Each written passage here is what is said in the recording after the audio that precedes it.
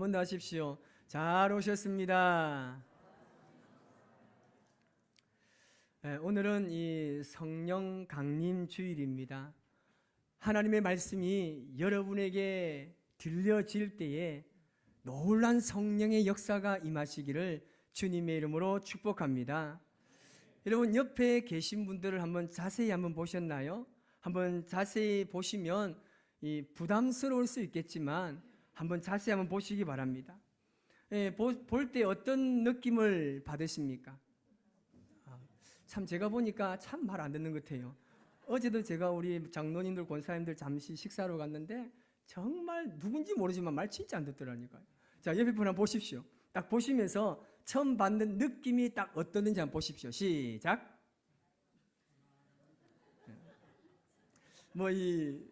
다양하게 표현할 수 있겠죠. 엄청 머리도 괜찮고, 오늘 보니까 특별히 또 화장도 잘 받고, 양복이 왠지 잘 어울리고, 넥타이가, 제 넥타이 어떠신가요?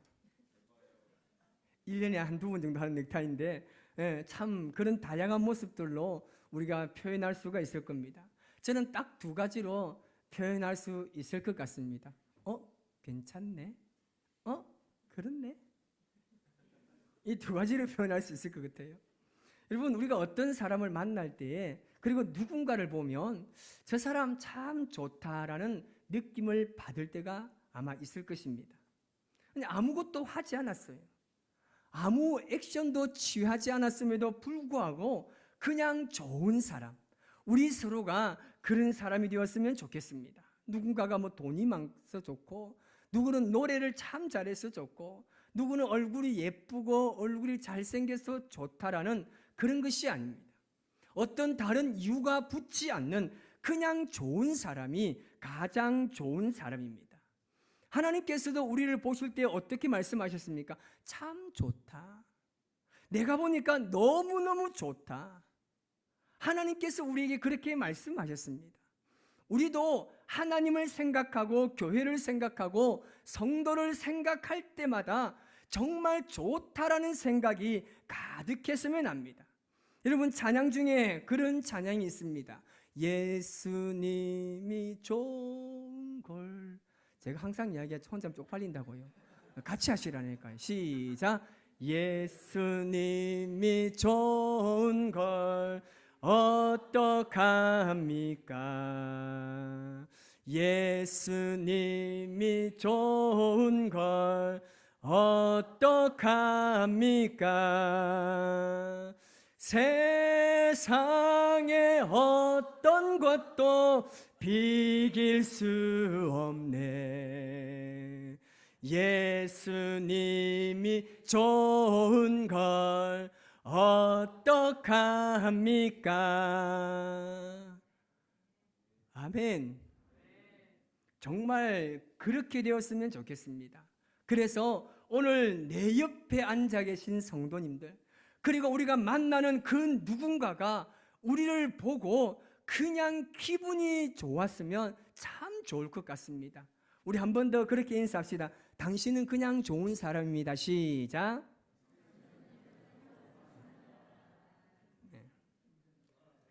자, 그러면 나를 보고 좋다고 말하는 그 사람은 어떤 사람일까요? 아마 그 사람은 정말 기쁨이 충만한 사람일 겁니다. 아니, 정말 그 기쁨이 마음속에서 막 뿜어져 나와서 모든 사람에게 이 기쁨을 막 전연시키는 그런 사람일 가능성이 높습니다. 여러분, 성경은 우리에게 두 가지의 가능성의 삶을 이야기합니다. 먼저는 뭐냐면 기쁨이 충만한 이 삶을 살 수 있다고 말합니다. 또 하나는 걱정과 근심이 충만한 이 삶을 살 수 있다고 말합니다. 그런데 이 두 가지 모두가요, 성령님과 관계가 있다라는 겁니다. 예수님께서 부활하시고 성천하시면서 예수님을 대신해서 우리에게 도와주시는 성령님을 보내어 주겠다고 약속의 말씀을 주셨습니다. 그러면 우리가 이 성령님을 인정할 때 우리는 기쁨으로 살 수가 있고, 또 한편으로는 그분 때문에, 그분으로 인해서 그분에게 근심을 시킬 수도 있습니다. 그래서 여러분, 사람은 마치 그릇과 같습니다. 그릇에 물을 담으면 그 그릇이 무슨 그릇이 됩니까? 모르시나요? 물그릇이 됩니다. 자, 밥을 담으면 무슨 그릇이 됩니까? 국그릇. 국을 담으면 무슨 그릇 됩니까? 커피를 담으면 커피 그릇이 되겠죠. 커피 잔이 되겠죠. 여러분, 사람도 마찬가지입니다. 그릇에 무엇을 담느냐에 따라서 명칭과 용도가 달라지듯이 우리의 마음에 무엇을 담느냐에 따라서, 혹은 우리가 무엇의 지배를 받느냐에 따라서 삶이 달라지게 되는 것입니다. 우리 안에 여러분, 죄가 가득하면요, 죄인으로서의 삶을 살게 됩니다. 악한 영의 지배를 받으면 정말 사울 왕처럼 정말 악한 영의 지배를 받아서 귀신처럼 여러분 살게 되는 것입니다. 하지만 성령으로 충만한 사람은 천사와 같은 모습으로 천사처럼 살 줄 믿습니다. 아멘! 우리 안에 성령으로 충만하면 우리는 성령의 능력으로 열정적으로 우리에게 주어진 사명을 감당할 수 있는 것입니다.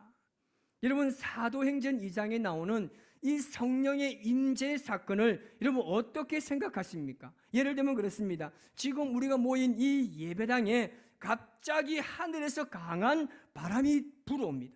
그런데 실제적으로 바람이 불지 않아요. 그냥 소리만 들립니다. 그 소리가 이 공간에 가득합니다. 그리고 불길이 막 솟아오르는데 이 혀처럼 갈라지는 그 불들이 막 나타나는데 그 불들이 한 사람 한 사람 위에 앉습니다. 그리고 그 한 사람 한 사람 위에 앉았을 때 그 사람이 방언으로 이야기하기 시작합니다. 여러분, 어떨까요? 그와 같은 현상을 경험하면 여러분 어떤 생각이 들겠습니까? 우리는 내가 경험한 사건은 충분히 믿을 수가 있습니다. 그런데 이 사도행전은 이 내용은 굉장히 먼 나라, 그것도 1세기에 일어났던 사건을 기록한 이 성경만 가지고 우리가 이해만 해야 하는데, 이 사건을 어떻게 우리가 이 문서로만 우리가 이 사건을 이해할 수 있겠습니까? 나와는 전혀 상관이 없는 사건이라고 우리가 단정 지을 수가 있습니까? 그때는 성령의 역사가 이렇게 많이 일어나는 시대였고, 지금은 사람들의 마음이 굉장히 강팍해졌기 때문에 성령의 역사가 그렇게 일어나지 않는다는 자기 자신만의 신앙의 기준을 여러분 세워두고 있지 않습니까? 아이, 그냥 그런 일이 일어날 수도 있지, 그냥 그렇게 한 번 정도 그곳에 일어날 수 있는 사건 아닌가? 그렇게 말하면서 흘려보낼 수도 있습니다. 물론 그렇게 말할 수도 있지만 그런 생각은 믿는 사람의 생각이 아닙니다. 이런 모든 사람의 인생을 살펴보면 그 사람 각자의 인생을 주도하는 무엇인가가 있습니다. 여러분, 그것은 그 사람의 인생이 어디로 가는지를 결정하는 비전이고 가치관입니다. 욕심이 주도하는 삶이 있습니다. 어떤 사람은 미움이 주도하는 인생을 살아갑니다. 그래서 어떤 사람을 보면 늘 그 사람만 보면 미워합니다. 열등감이 주도하는 사람이 있고요, 잘못된 사상이 주도하는 인생을 사는 사람이 있습니다. 자, 그러면 하나님을 믿는 그리스도인들은 어떤 삶을 살아야 합니까? 하나님의 말씀이 주도하는 인생을 살아야 될 줄 믿습니다. 오늘 본문 8절 말씀을 우리 다 같이 한번 읽습니다. 시작. 오직 성령이 너희에게 임하시면 너희가 권능을 받고 예루살렘과 온 유대와 사마리아와 땅끝까지 이르러 내 증인이 되리라 하시니라. 아멘. 너희가 권능을 받고 라고 말합니다. 여러분, 사도행전의 역사는 사도들로 통해서 교회를 세우시고 하나님께서 일하시고 사도들을 통해서 이루어 가신 것을 볼 수 있습니다. 이것은 그런데 여러분, 사도들이 그 교회의 역사를 주도하는 것이 아닙니다. 그렇게 보일 수 있지만 이 사도들의 역사, 그들이 교회를 세우고 복음의 말씀을 증거함을 통해서 수많은 사람들이 예수님을 믿는 그 사건은요, 어떻게 보면 이 사도들의 역사를 주관하는 것 같지만, 그런데 그 주도적인 삶을 살도록 이끄시는 분이 있다는 말입니다. 그것이 누구라요? 성령님입니다. 그래서 뭐라고 이야기합니까? 오직 성령이 너희에게 임하시면, 시작. 이 말씀이 전제가 되어 있습니다. 성령이 임하시면 너희가 권능을 받고 너희가 교회 역사를 이루어갈 수 있다고 말씀하십니다. 여러분, 성령님께서 우리에게 임하시고 권능을 주셔야 우리가 교회 역사를 이어갈 수 있는 것입니다. 여러분, 성령의 임재가 없으면 절대 할 수 없는 일입니다. 어떻게 여러분 성령 없이 복음이 전해지겠습니까? 성령 없이 어떻게 부흥의 시대를 열어갈 수 있겠습니까? 그래서 지금도 여러분 이 성령님은요, 지금 이 시대에도 계속해서 역사하고 있음을 믿으시기 바랍니다. 불과 몇 개월 전입니다. 2023년 2월 8일입니다. 수요일 낮 예배부터 시작해서 이 에스브리 대학교에 정말 성령의 역사가 일어났습니다.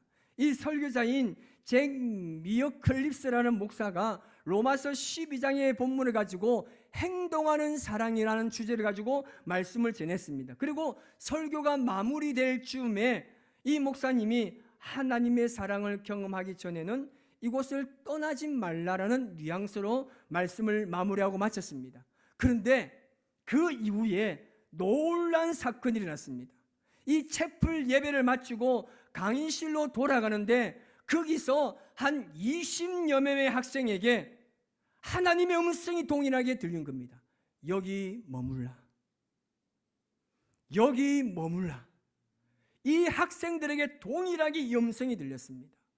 어디에서 들리는 소리인지 알지 못한 채 그 음성에 순종하여 회개하며 기도하다가 정말 폭발적인 대규모 집회로 열리게 된 겁니다. 여기 1500석의 강단은 물론이고요, 이 교회의 이 주변과 잔디밭과 캠퍼스와 건물들과 심지어는 여러분 거리에도 여러분 수많은 학생들이 몰리기 시작했는데 무려 14일 동안 성령의 역사가 일어났습니다. 14일 동안 이 에스브리 대학교의 이 채플실 그리고 그 주위에 있는 모든 교회들까지 14일간의 예배가 진행됐습니다. 여러분, 이 성령 강림의 역사는요, 사도행전과 이 사도행전 2장에만 국한된 사건이 아닙니다. 성령님께서 역사하시는 어떤 교회나 성도들 가운데에도 지금도 동일하게 일어나고 있는 줄 믿습니다. 왜 그러냐면 하나님의 약속입니다. 내가 너희에게 다른 보혜사를 내가 보내주겠다. 그 보혜사가 너의 삶을 인도하시고 너의 삶을 주장할 것이다. 이것은 하나님의 위대한 약속이었습니다. 이 약속을 통하여서 지금도 성령께서 이곳에 함께 하시고 임재하는 줄 믿습니다. 우리가 일상을 살아가다 보면요, 참으로 많은 약속을 하면서 살지 않습니까? 참으로 다양한 사람들을 만나고 약속을 하면서 어쩔 수 없는 상황 때문에 약속을 깨기도 하고 미루기도 합니다. 이렇던 약속이라는 것은 이 두 사람 사이에 보이지 않는 실타래와 같은 것이어서 언제든지 이 약속은 미루거나 아니면 아예 지키지 않을 수도 있습니다. 너무나 빈번하게 일어나는 일들 중에 하나이고 서로의 믿음이 없다면 더더욱 약속이라는 것은 의미가 무색할 만큼 멀어지곤 합니다. 여러분, 약속은요 곧 믿음이고 신뢰입니다. 근데 우리는 약속을 잘 깨려고 하는 마음이 있습니다. 그 이유가 무엇입니까? 그 당시 약속할 때 가졌던 그 기도가, 그 기대가 깨졌기 때문입니다. 내가 가졌던 기대만큼 만족을 주지 못할 때 우리는 약속을 어기지 않습니까? 인간은 근본적으로 악한 존재들입니다. 겉으로 드러나는 모습은 좋아 보여도 속사람과 생각들은요 태생적으로 악한 모습이 너무나 많습니다. 우리가 하루를 살다가 저녁에 잠자리에 누워보십시오. 하루를 생각해보면 이 하루 살아온 시간들이 모두 악했음을 우리가 부인할 수가 없습니다. 행동으로 옮기지 않았을 뿐 생각으로는 수많은 살인을 저지르지 않았습니까?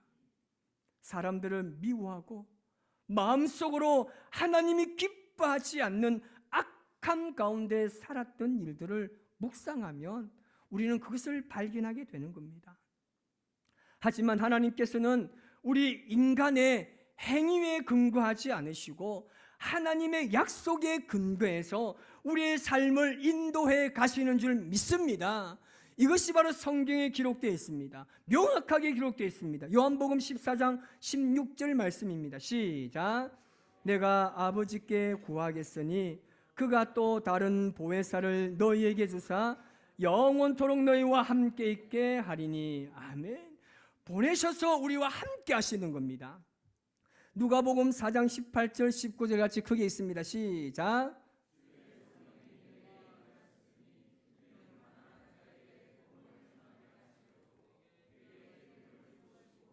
나를 보내사 포로된 자에게 자유를, 눈먼 자에게 다시 보게 함을 전파하며 눌린 자를 자유롭게 하고 주의 은혜의 해를 전파하게 하려 하심이라 하였더라. 아멘.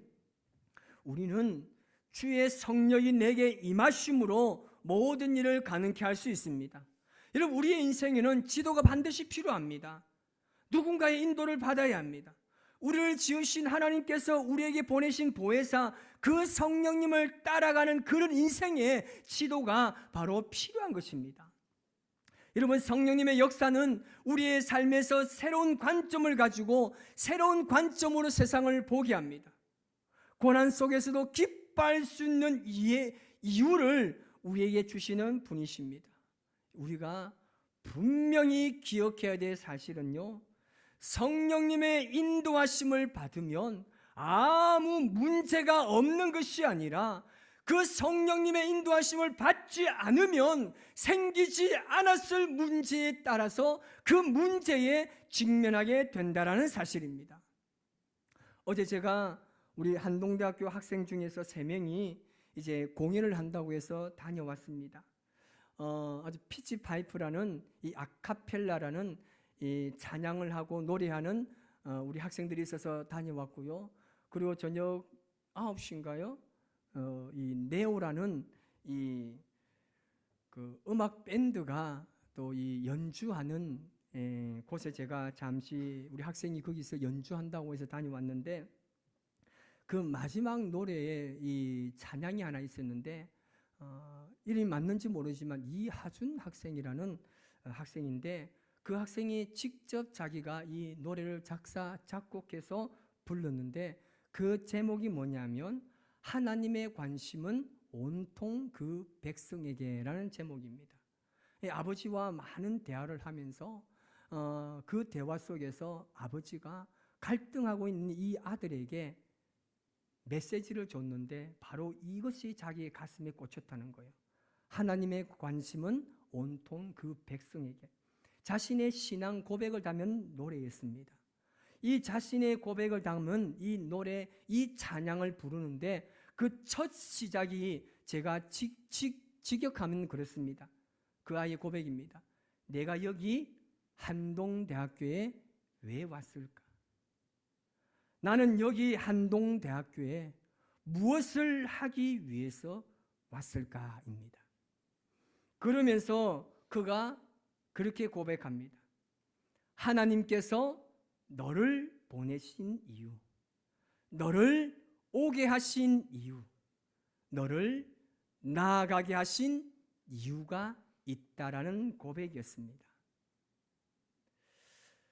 여러분, 어쩌면 이 학생의 고백이 오늘 우리의 모든 이 고백이고 고민일 수가 있습니다.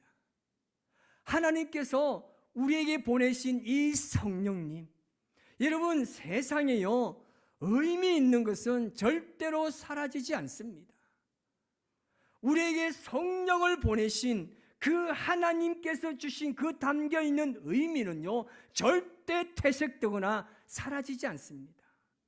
이 성령님을 인도하고 그 의미대로 살아가는 자들에게는 하나님께서 그들의 삶을 인도하실 줄 믿습니다. 그래서 우리는 더더욱 하나님의 그 위대한 약속인 이 성령의 권능을 받아서 우리 각자에게 주신 소명에 따라 주신 사역을 잘 감당해야 될 줄 믿습니다. 우리 모두가 이 성령님을 사모하시기 바랍니다. 사모한 자들에게 부으시고 내려주시는 임하시는 성령님의 놀라운 역사가 우리 가운데 함께 하시기를, 그리고 여러분의 일평생의 삶을 주관하시도록 주님의 이름으로 축복합니다. 기도하겠습니다.